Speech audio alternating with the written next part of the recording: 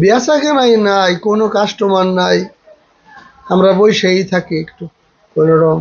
স্বর্ণের কাছে মানুষ এখন যাইতে পারতেছে না, আর যারা দিন আনে দিন খায় তারা তো যায়ই না, আর যারা মধ্যবিত্ত তাদের কষ্ট আরো, সেটা বোঝেই না কেউ।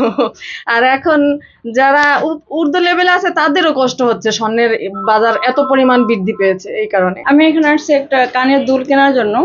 এখানে একটা টপ কিনেছি, তাতেই 10,000 টাকা নিয়ে গেছে।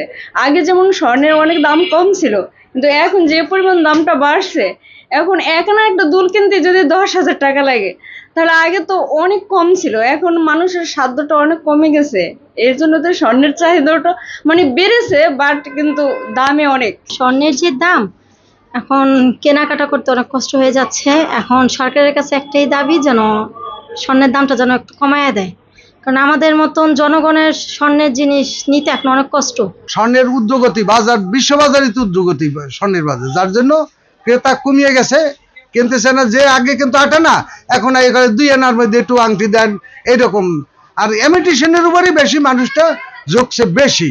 আর আমাদের সরকারের কাছে দাবি যে ভ্যাট ট্যাক্সটা যেন আমাদের একটু কমায়, আর নিরাপত্তা যেন আমাদের একটু জোরদার করে। যে আমরা যে দোকানদারি করি এবং সেইদিকে পেপারে যে জিনিসটা পাইতেছি, ওইখানে ছিনতাই, ওইখানে স্বর্ণের দোকান ডাকাতি, স্বর্ণের দোকান গুলি করিয়া মারছে, এই ধরনের যেন আমরা না ভুগি, অর্থাৎ এই দুশ্চিন্তায় না ভুগি, এই জন্য সরকারের কাছে আমাদের এই দাবি নেই। সারা বছর যা বেচা বিক্রি করি তাতে খুব একটা ভালো যায় না। মনে করছি ঈদে একটু বেচা কেনা করে মানে পোষায় নেব, এই বেচা কেনা ভালো হবে, কিন্তু না, সোনার দাম বাড়ার কারণে একদমই কম বেচা কেনা।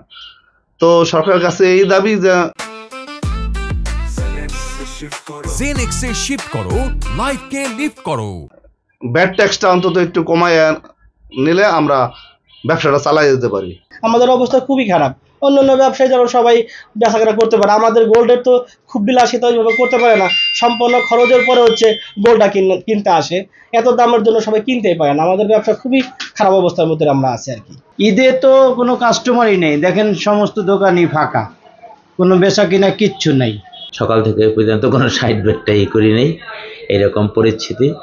এবং যদিও আমার এটা জুয়েলার্স না, জুয়েলার্সের একটা অঙ্গ, লেখা আছে স্বর্ণমালা আমার দোকানের নাম, কিন্তু এটা হলো গোল্ড প্লেটের দোকান। কিন্তু স্বর্ণের অর্ডারও রাখি, কিন্তু স্বর্ণের অর্ডার একেবারেই নাই, এই জন্য গোল্ড প্লেট উঠেছি। টুকটাক গোল্ড প্লেট চলে, কিন্তু তাও অন্যান্য মাসে যেভাবে চলে, রোজার মাসে একেবারেই জিরো। দেখা যায় প্রচুর পরিমাণে ভিড় সিটি গোল্ডের দোকানে, কিন্তু আমাদের স্বর্ণের দোকানে কোনো ভিড় নেই। এই সরকারের কাছে আমার দাবি যে সরকার যদি আমাদের ভ্যাট এবং ট্যাক্সটা যদি কমাই দিত, তাহলে এই ক্ষেত্রে যদি আমাদের কমও বেচা কিনা হতো, তাদের ওই ক্ষেত্রে আমাদের পোষায় যেত।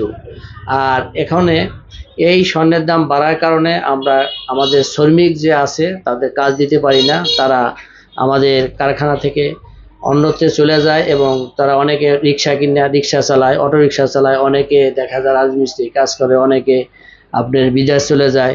এক্ষেত্রেও আমাদের শ্রমিক পাওয়া খুব টাফ। আমাদের যে পরিস্থিতি খুব খারাপ অবস্থা চলতেছে, আমাদের বর্তমানে সংসার চালাইতে অনেক কষ্ট হয়, কাজের সংখ্যা অনেক কমে গেছে। বর্তমানে স্বর্ণের দাম বাড়ায় আমাদের কাজকর্ম কমে গেছে, তো আমরা মোটামুটি একটু সমস্যার ভিতরে, কাজকাম কমে গেছে, সেরকম ইনকাম হয় না।